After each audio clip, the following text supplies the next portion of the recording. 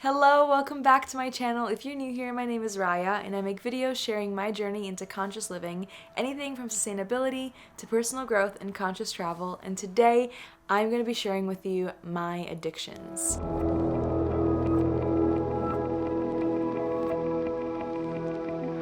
So last week, I had the incredible opportunity to sit down for a roundtable conversation with a group of amazing creators and Russell Brand. And Russell was sharing with us about his new course that he has just launched that is all about the 12-step recovery program for addiction. And to be honest, throughout my whole life, whenever I heard the words addiction, recovery, or 12 steps, I always linked them with drug and alcohol addiction. And because I've never had any problems with that in my personal life, I kind of just thought that this course wasn't for me, that this whole conversation wasn't for me. So I honestly thought that I wouldn't get anything out of it, and let me tell you, I was so wrong. In the first video, very early on, Russell talks about how basically anything that we're doing that we know we shouldn't be doing and yet we still can't stop doing it, we're addicted to. And when he said that, I actually had to pause, and Louie and I were listening to it together and we were like, whoa, that is so many things for so many people. And the word addiction has just always been linked to such heavy things that I think we are letting things that we're addicted to kind of slip through the cracks because we're like, oh, it's not that bad. And of course there's different levels of addiction and how destructive they can be for you. But if we can actually attach that word to all the things that we know we shouldn't be doing and yet we can't stop doing, I think it will kind of help bring weight to the issue and help us address it much better. Some examples of common addictions include using your phone too much or being on social media too much, maybe reaching for your phone first thing when you wake up in the morning, even though you keep telling yourself that you know that you shouldn't do that, but yet you can't stop doing it. That's still something that I'm struggling with for sure. Other things could be eating too much sugar or junk food or playing video games. And the thing is, a lot of these things aren't necessarily bad and things that you should stop doing altogether. It's about how you're using them and how much you're using them. That in itself is the destructive part. And while with some addictions, you can look at them objectively, like drugs and alcohol, and say, okay, you should just completely cut this out of your life. It is very destructive for you and your life will be better without it. But there's other addictions that maybe aren't necessarily bad, maybe that you still need in your life. Maybe there's even some that are good for you, that it's not about cutting them out completely. It's about figuring out how to restructure your relationship with it, or maybe how much you use it or interact with it. So for example, with your phone, I think a lot of us could probably admit that we're a little bit at least addicted to our phones. And the answer isn't to throw your phone into the river and never look at it again, because we all kind of still need to use our phones. It's just about changing our relationship with it.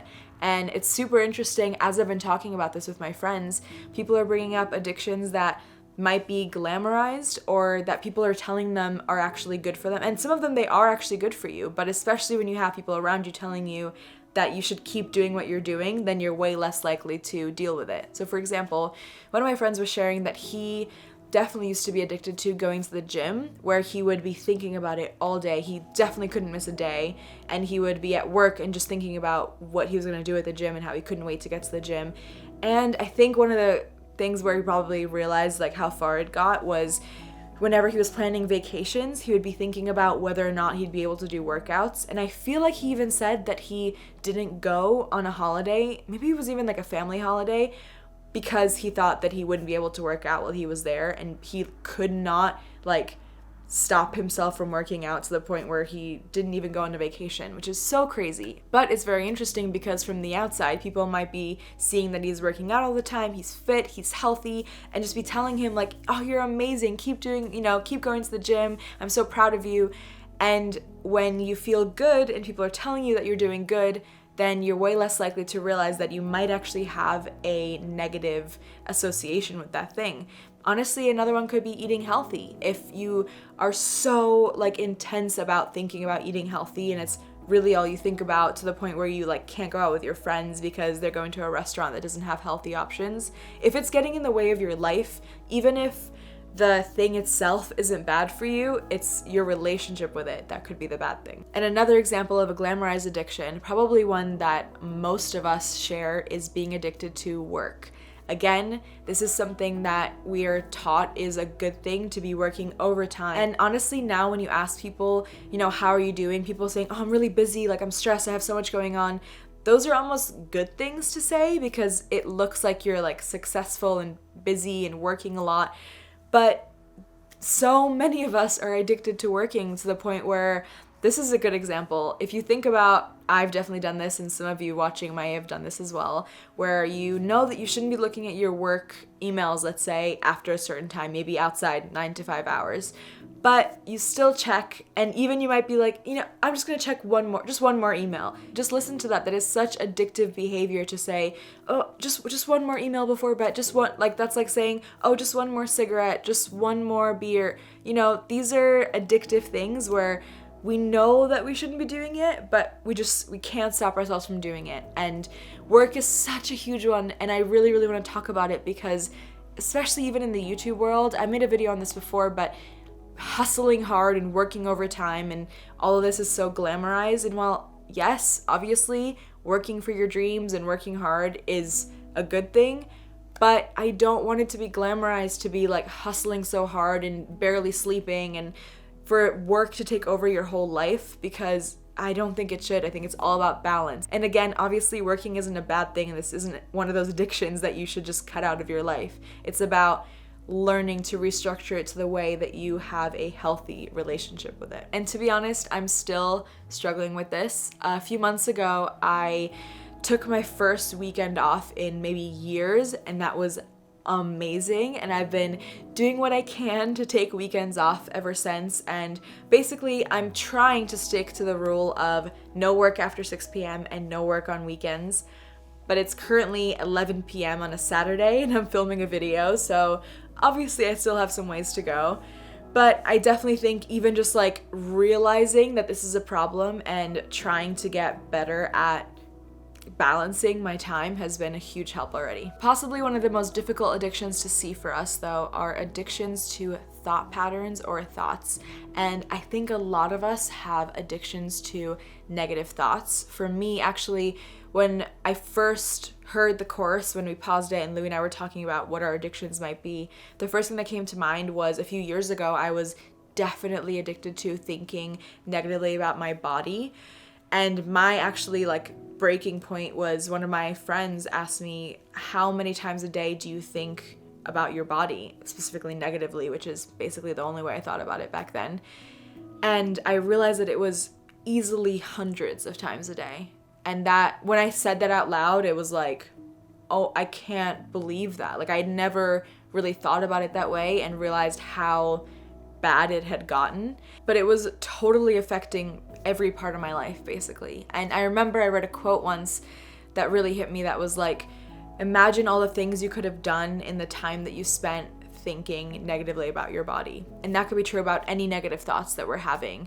And that, oh my gosh, that hit me so hard because, yeah, I was spending probably hours a day, if you added up all the different times, thinking negatively about my body, and that is absolutely crazy. And I'm very happy to say that I'm on the other side of that now, and I'm feeling much, much better about me and my body, and my relationship with my body is very different.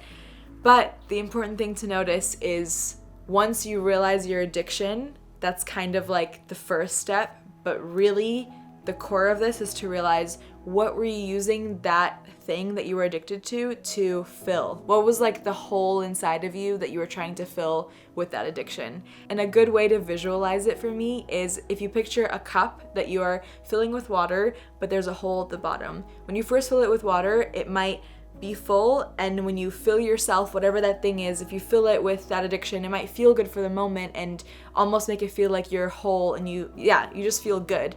But there's a hole at the bottom, and so it won't last long. And once that water comes out again, then it's empty again, and then you need that thing again. So again, whatever it is, video games, food, drugs, sex, there's like so many different things that people could be addicted to.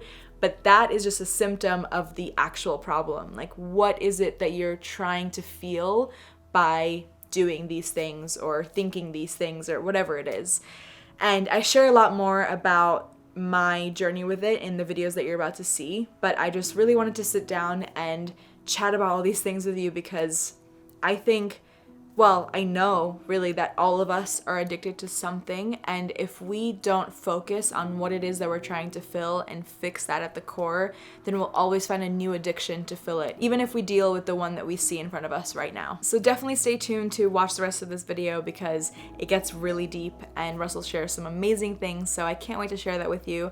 But yeah, I just really wanted to make this video and share with you guys because this course is actually free for the first 12 days, so 5 more days of this course. It is free and available for everyone, and this is not sponsored at all, but it has really helped me a lot just learning more about this. And I think the most important thing, honestly, I don't know if we'll ever be like fully healed and whole and, you know, not have any problems with anything.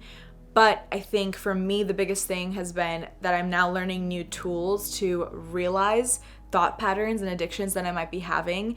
And I now am able to not only address the addiction itself, but really try to figure out what the root causes of that addiction. So again, this is just a tool that I think honestly can help anyone.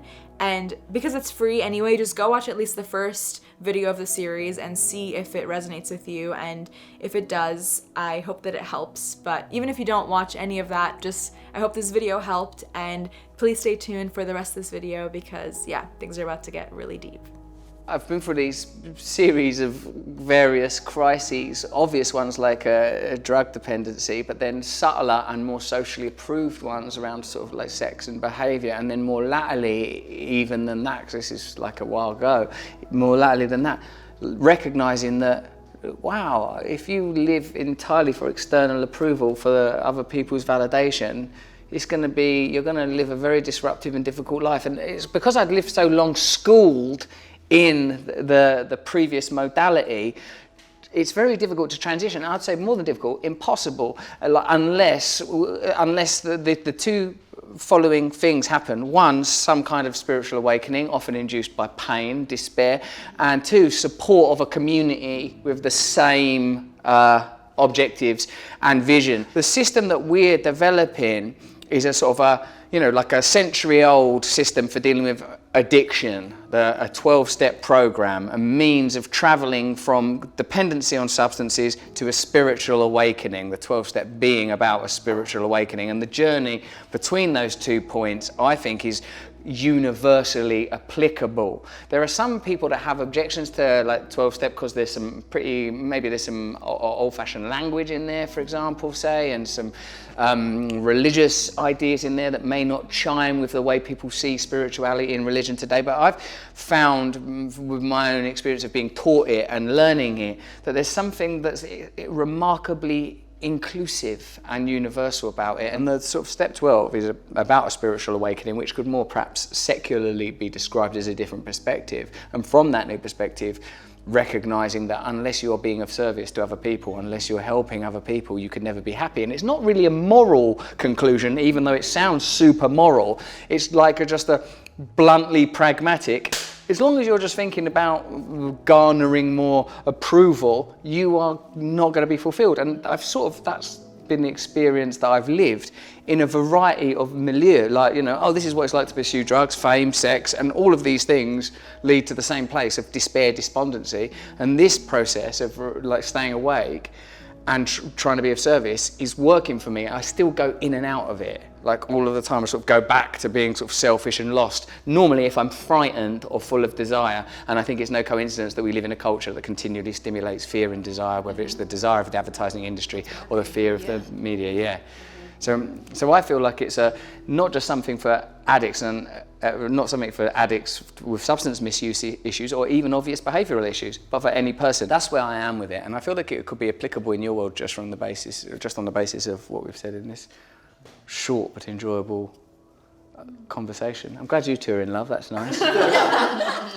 You've formed your own corner. All of us are on different journeys with different struggles, but I wonder if anyone feels like they're happy to share anything they're currently struggling with or things that they've overcome. And for a long time I didn't realise that my kind of addiction to this, especially this daily sharing my life and every element of my life daily online, and that it became so blurred with my identity that I actually thought it was my identity. I remember having an argument with one of my friends because he wanted to invite me to something. He's like, but we're not filming this, like you can't film. And I'm like, but that's me. Like, Fun for Louis was my channel name, and Louis Cole, it's the same person. And I remember thinking that so clearly. I was like, I've melded this idea that my purpose and being and who I was now had a camera attached as another part of my body, that I was like sharing everything and had to share everything. And yeah, a big part of that was like the approval and the likes and the views and all of that stuff, like, which I at the time was like, no, like that doesn't matter so much, but there's always this underlying thing of it all. And I think because of that, like, it damaged our relationship. Like, the moment we met is on camera, and us starting a relationship, it was all on camera. And it's like, how do you, and I mean, I'll let you share a bit of your perspective, but like, she felt like there was a third person in our relationship from the very start. And it wasn't until I actually put the camera down and was like, this is unhealthy, that we actually got much closer as a couple. Every single day, if you uploaded a video, that was like, check, my purpose, my fulfillment. Like, it was all held in that. Yeah. So, and you even shared, like, when you stopped, every day it was like, what is it now? Oh yeah, I was getting like the shakes, like, oh, it was a proper withdrawal, serious withdrawal. Like, I'd feel like weird all day, like I wasn't. Something wasn't right. Yeah, like I'd go reach for my camera and be like, no, I'm not doing that anymore. The reason I think this system is successful and will be universally successful in helping people to unravel their attachment to the external material world is there are certain universal codes that keep emerging every time I hear people explain their relationship with phenomena that troubles them. When you said that thing that I felt melded into the identity that I had, that I was indistinguishable, that it had become intrinsic, it had become your higher purpose. You said that you know, if Louis weren't doing it, he felt that there weren't no purpose or meaning. And that welded so perfectly Louis with like the addiction paradigm, that, you know, that the ultimate intention of undertaking a program is to get rid of the program we've already got. We've already been programmed by our class, race, gender, sex. This is who you are. This is how you're going to make yourself happy. You're a consumer. You're a worker. You're going to live this way. And then some of us find, you know, we like the various iterations of that, how we're going to make that system work for us. But sooner or later, we're all confronted with the truth that you can't have some sort of constructed God that you're trying to appease. I don't think we make a choice whether or not to believe in God. I think we just decide what version of God is it going to be. Is it going to be the God of the ideological construct America, the God of the ideological construct consumerism? These things are all phantasmic constructions. And like, what I felt like, mate, listening to you, is I thought, this will work, man. Because it's once you go, this is a problem, you've acknowledged, I'm doing this too much, I can't control it. One is a problem. And it's interesting that you mentioned abstinence, or potentially a period of detoxing from it, you know, because, and like you said, mate, that with behavioral addictions like food or sex or whatever, these are natural, as it were, behaviors that, you know, that people are going to engage in. So like, what it made me feel is that once you've acknowledged there's a problem, you have to believe it's possible to change. No, this is the Louis that I am. I can't be another Louis. And then if you come to believe that there's people that were like you that have progressed and got beyond that problem, then are you willing to accept new advice? And some people aren't. You talked about really obvious problems like, listen, you're in this abusive relationship, you need to do these things. I used to be in an abusive relationship, now I'm not, this is what to do. No, I'm doing my shit. Well then, that's it, you're not in the game properly. So once you've like arrived at that sort of point of, there is a problem, I believe it can change, tell me what to do. Yeah. Once you're there at that point, then there can be genuine change. Otherwise, you're operating still within the ecosystem that created the problem in the first place. That unless you address the root cause, that there'll be some other permutation or manifestation. Yeah. That, you know, the apex of addiction is not overusing YouTube. It just seems particularly germane because that's something that like all of us here have experience of. But my more obvious and rudimentary experience with addiction is you take away drugs, then you start acting out sexually. You take away sex, then you start acting out food. And until you go, what is it you want? Yeah. What do you want? What are you trying to get YouTube to do for you that like it cannot do? Because if YouTube was the answer, then you would have found it by now. You're super successful on YouTube. This didn't make me happy. The thing that I've been wanting this whole time wasn't the thing that fulfilled me. And in fact, it exacerbated the problem. I became ego identified with, I'm this famous guy on YouTube, and I'll never forget, I remember looking at my bank account and making 6 figures a month at my prime. And I was so incredibly depressed. stressed out. And stressed out. I had all this stuff that I once wanted that you also once wanted, and I was miserable. Just work addiction, bloody common. Whether it's whether there's a uploading and editing is part of that or not. It's the same basic thing. This thing's going to make me happy. This is going to make me complete. I've underwritten it economically now. People love me because of it. I get approval. I get recognised. Fame and celebrity are no different from what you're describing. But the solution is what's important to me. And I'd really like to know, I suppose, from you individually and collectively, if you happen to have one hive mind, what sort of problems you're interested in changing, so I can see if there are ways that it's applicable. Well, I love that you say that very early on, that everyone has something that they are addicted to or that they're struggling with, and this is applicable to kind of anything that you're struggling with. And we actually paused it, we were listening to this together, and we started thinking, okay, what is it for us if it's not these like obvious things that we might be addicted to? And thinking back, I think a few years ago, for me, it was definitely insecurities about my body. I had a day where I realized that I thought about my body easily over 100 times a day, if not more. And when you said it, where you were like, it's something that you need to stop doing, but you can't stop doing it. And I was like, it was so that for me. And I've worked a lot through that. And realizing what was what was I really trying to get from that? And at the time, I didn't think that I was worthy of love unless my body looked different. And then in this last year, it shifted into working and feeling like I realized I was asking myself this question of what do I need to do to make people proud of me and therefore for them to love me? So I thought if I achieved these things, if I was successful, to the point where like my dad would message me and I would see it and I was like, I can't message him back until I've done something to tell him that I've done something. Oh wow. Yeah. And again, it was the same thing, just thinking that I had to do something to be worthy of love. And it was literally like 3 weeks ago that I was confronted with that question that I've been asking myself. And then I was like asked to kind of change the wording of it. And I changed it to like, what if I just appreciated how much people love me already without having to do anything? And immediately the first thing I thought was, well, that can't be true, because then how would I do anything? Like if I just assumed that I was loved without doing anything, then why would I, like what would drive me? Which then I stopped and I was like, what the fuck? I've never even considered that I might be worthy of love just for being who I am. And that was like literally a couple weeks ago. So I feel like my whole life has like shaken, and now it's like trying to settle it. And even like in this new year, it's January, and normally this time of year I'm like, I have my goals, I know exactly what they are, they're written out on a poster, they're on my wall, I'm like ready to achieve. And I don't want that anymore, and I'm trying to figure out like what life could look like if I didn't have to prove anything to anyone. Yeah. Is there a way to actually be quite successful without like having the need to, the drive to feel loved? I definitely think there is. And even when I first like shifted my question and I realized maybe then I wouldn't be afraid of failing if it didn't matter whether I failed or not. If I was loved, because right before then it was like, if I fail, then the people I love wouldn't love me. So that's like all the highest possible stakes. But if it's like, but what if I fail and everyone still loves me?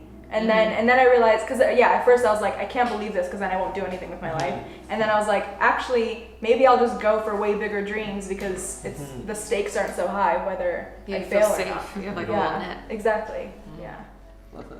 I like what you identified about the techniques that you were using were kind of doomed to be unsuccessful, like continually inventorying flaws with one's body is going to create a continual state of anxiety. And I identified a lot with the thing you said about needing to have something to tell people when they're going to be on the phone.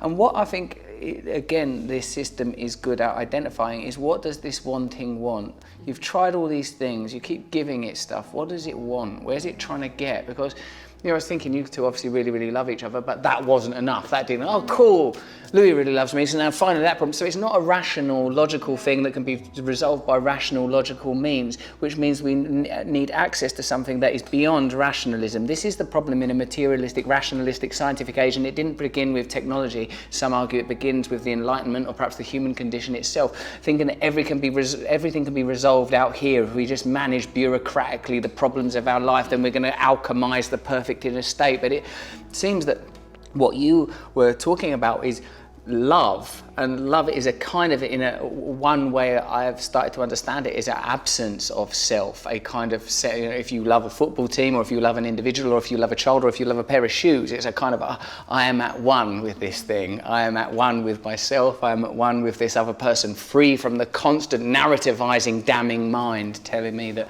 if I had like nicer thighs, or this bit fat, if that could go, there, that guy. Yeah, well, thank you so much, all of you, for letting me participate, sit in this community, because I think it was really brilliant what you said towards the end there, Louis, like that it seems like what you're heading to is like creating communities built on openly speaking, vulnerably, and supporting one another, because that's a vital component of what we're trying to set up. The first one, you know, being there is a system that you can follow, and if you follow that system, it will help you to change any behaviour you want to change.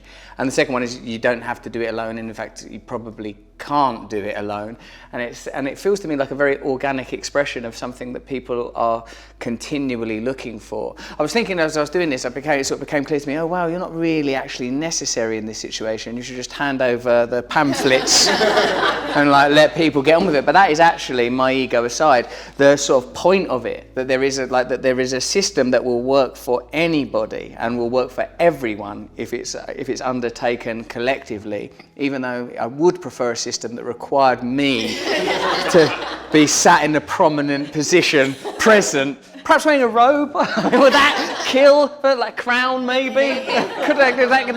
So yeah, thank you very much. Thank you for facilitating it. And it's so lovely, and I hope I get to remain a part of your squad of beautiful, open, clear, switched on, awakened people. Thank you.